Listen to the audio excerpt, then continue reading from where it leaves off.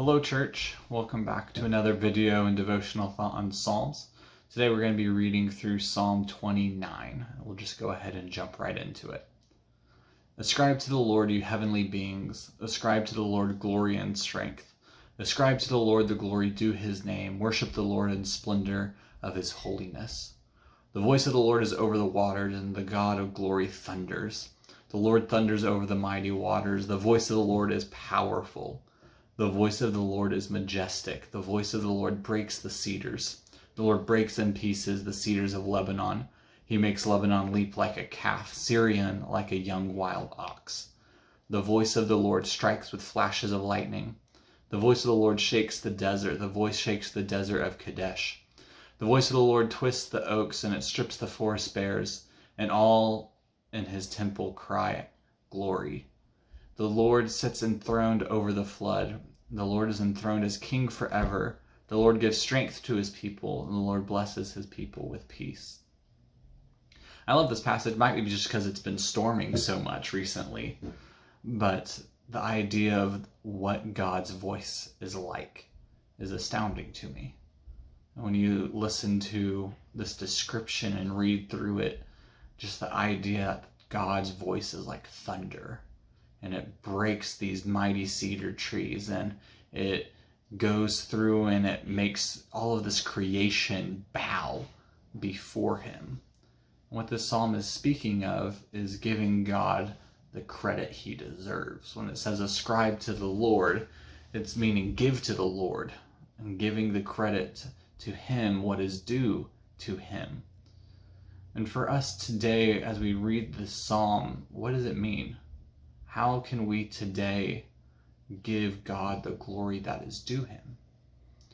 And it takes form in several different ways, but for me, I think it's when we live our life, whatever we're doing, we have to make sure he gets the credit, because everything we do goes back to him.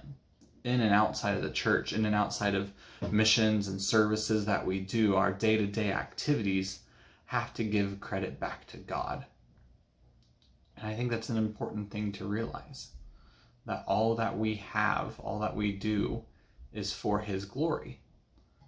And so as we read through Psalms like this, and as it goes on to say, like, we need to give God all the glory here, and then it goes on to, because here's everything that he can do.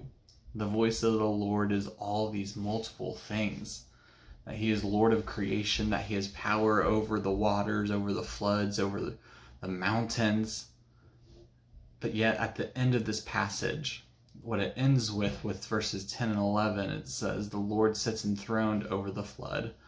The Lord is enthroned as king forever. The Lord gives strength to his people.